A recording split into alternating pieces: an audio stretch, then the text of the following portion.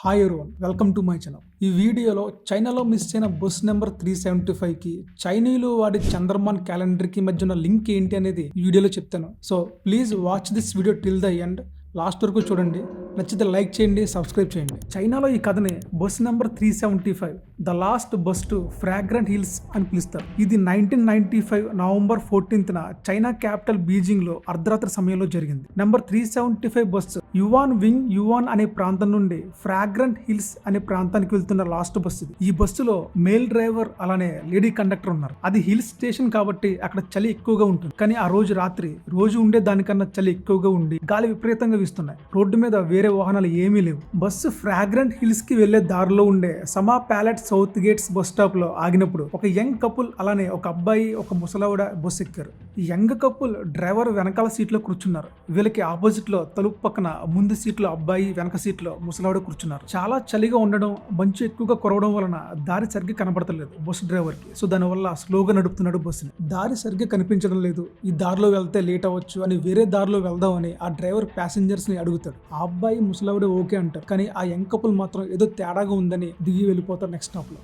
Bus start అయ్యి కొంచెం దూరం వెళ్తుండగా రోడ్డు పక్కన ఒక ముగ్గురు వ్యక్తుల నుంచి బస్సు ఆపమని సిగ్నల్ ఇచ్చారు. ఈ ముగ్గురు చూడడానికి ఎలా ఉన్నారంటే, ఈ ముగ్గురులో ఇద్దరు ఒక మనిషిని చెరో భుజం మీద వేసుకుని నుంచున్నారు. అంటే యాక్సిడెంట్ అయ్యి నడవలేని పరిస్థితిలో ఇంకో మనిషిని తీసుకుని వెళ్తున్నారు అన్నట్టుగా. మధ్యలో ఉన్న వ్యక్తి అతని చేతిని ఒకరి భుజం మీద వేసి ఇంకొక చేతిని వేరొక అతని భుజం మీద వేసి మొహం కనబడకుండా మొత్తం అంతా జుట్టుతో కప్పబడి ఉంటుంది.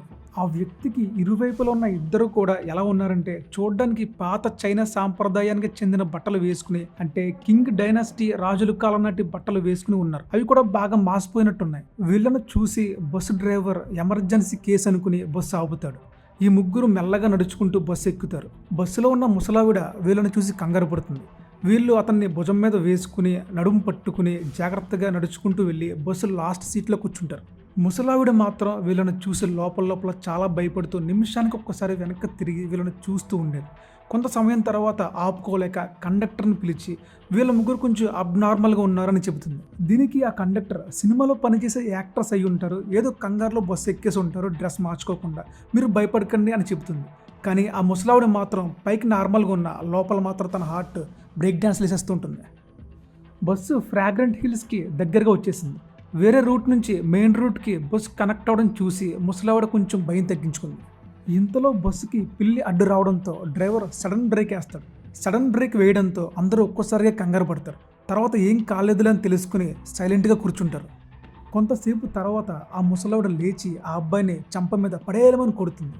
ఆ అబ్బాయికి ఏం అర్థం కాదు. ముందర డ్రైవర్ లేడీ కండక్టర్తో పులిహార కలుపుతూ ఉంటాడు. ఈలోపు మళ్ళీ ముసలావిడ ఆ అబ్బాయిని ఫట్మని కొడుతుంది.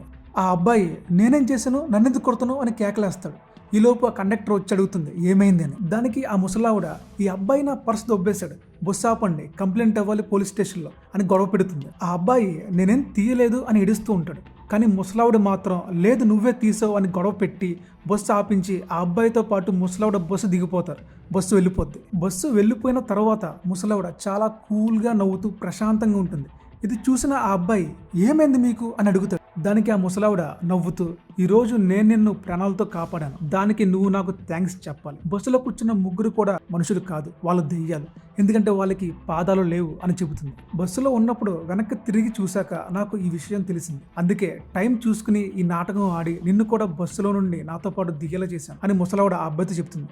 మరి ఆ డ్రైవరు కండక్టర్ పరిస్థితి ఏంటి అని ఆలోచించిన ఆ అబ్బాయి ముసలావిడితో కలిసి పోలీస్ స్టేషన్కి వెళ్ళి జరిగిందంతా చెప్పి కంప్లైంట్ ఇస్తారు. పోలీసులు ఈ కేసుని అంత సీరియస్గా తీసుకోలేదు, ఎందుకంటే ఇది నమ్మే విధంగా లేదని, ఇంకా చేసేది ఏం లేక వాళ్ళిద్దరూ కంప్లైంట్ ఇచ్చి మొత్తం అంతా చెప్పి వెళ్ళిపోతారు. ఆ తరువాత ఆ బస్సు ఏమైంది, ఎక్కడికి వెళ్ళింది అని ఆ బస్సు డిపో అధికారులకి డౌట్ వచ్చింది. ఎందుకంటే బస్ నెంబర్ 375 ఫ్రాగ్రెంట్ హిల్ స్టేషన్కి చేరుకోలేదు, అలానే డిపోలో కూడా కనిపించలేదు. అప్పుడు బస్ డిపోకి సంబంధించిన హైయర్ అఫీషియల్స్ ఈ విషయాన్ని పోలీసులకు చెప్పి కంప్లైంట్ ఫైల్ చేస్తారు. దీని గురించి ఆల్రెడీ ఇద్దరు కంప్లైంట్ ఇచ్చినా పోలీసులు లైట్ తీసుకున్నారని వాళ్ళకి తెలుస్తుంది. 2 రోజుల తర్వాత క్లూస్ టీమ్ వాళ్ళు వెళ్ళి సెర్చ్ చేస్తే ఫ్రాగ్రెంట్ హిల్స్కి 100 కిలోమీటర్ల దూరంలో ప్రవహిస్తున్న ఒక నదిలో ఈ బస్సు మునిగిపోయినట్టు తెలుస్తుంది. ఆ బస్సును బయటకు తీసి చూస్తే బస్సులో డ్రైవరు కండక్టర్తో పాటు గుర్తు తెలియని 3వ మగ శవం కూడా కనిపించింది. అప్పటికే బాడీస్ అన్ని డీకంపోజ్ అయ్యి చాలా బ్యాడ్ స్మెల్ వస్తున్నాయి. కేవలం 2 రోజుల్లో బాడీస్ డీకంపోజ్ అయ్యే ఛాన్స్ లేదు. లేదా వేరే ఎవరైనా కెమికల్స్ వాడి డీకంపోజ్ అయ్యేలా చేశారా అని కూడా చూశారు. బట్ అవేమి కాదని ఫోరెన్సిక్ టీం వాళ్ళు చెప్పారు. ఇంకొకటి ఏంటంటే ఫ్రాగ్రెంట్ హిల్స్ దాటి 100 కిలోమీటర్లు ప్రయాణించేంత ఫ్యూయల్ ఆ బస్సులో లేదని ఫ్యూయల్ ట్యాంక్ ఓపెన్ చేసి చూస్తే ట్యాంక్లో బ్లడ్ కనిపించింది. బస్సు వెళ్ళడం నిజం, బస్సు నెంబర్ నిజం, అది ప్రయాణించడం నిజం, కానీ అది ఎండ్ పాయింట్కి వెళ్లకుండా నదిలో మునిగిపోవడం అనేది పెద్ద మిస్టరీ. అసలు బస్సు డ్రైవరు, కండక్టరు వేరే రూట్ ఎందుకు యూజ్ చేశారు? అక్కడ ఎదురైన ముగ్గురు ఎవరు? ఆ ముగ్గురు అక్కడ ఉంటారు, బస్సు ఎక్కుతారు అని డ్రైవర్కి, కండక్టర్కి ముందే తెలుసు. ఇంకొకటి ఏంటంటే ఆ బస్సులో దొరికిన మూడో శవం ఎవరిది? ఈ మూడో శవం ఆ ఇద్దరి మధ్యలో కూర్చున్న వ్యక్తిదని చెప్పుకుంటారు అక్కడ ప్రజలు. ఆ తర్వాత ఆ పోలీసులు ఆ ముసలావిడిని, అబ్బాయిని ఎంక్వైరీ చేస్తే వాళ్ళు ఏం చెప్పారంటే మాకేం తెలియదు, మాకు సంబంధం లేదు, అప్పుడు మా మానసిక స్థితి సరిగ్గా లేదు అని చెప్పారు. ఇది జరిగింది అని కంటికి కనిపించింది, కానీ ఎలా జరిగింది, ఎందుకు జరిగిందని ఎవ్వరికీ తెలియదు.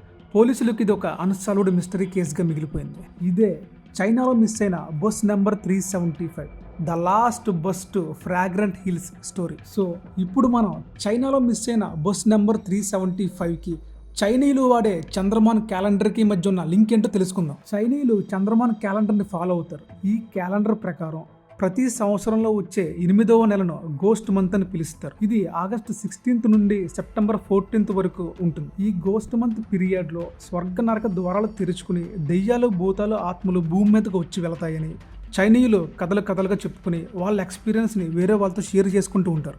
అలానే అక్కడ ఉండే మీడియా, వార్తాపత్రికలు ఈ మంత్ స్టార్టింగ్ నుండి ఎండింగ్ వరకు, అంటే స్వర్గ నరక ద్వారాలు తెరుచుకుని మూసుకునే వరకు గతంలో ఈ గోస్ట్ మంత్లో జరిగిన గోస్ట్ స్టోరీస్ అదే పనిగా సర్క్యులేట్ చేసి చైనా ప్రజల్లో ఎక్సైట్మెంట్ని క్రియేట్ అయ్యేలా చేస్తారు.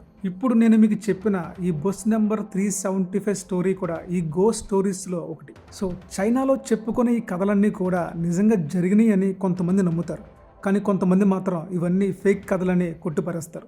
సో ఈ వీడియో నచ్చితే please do subscribe to my channel, అలానే లైక్ చేయండి.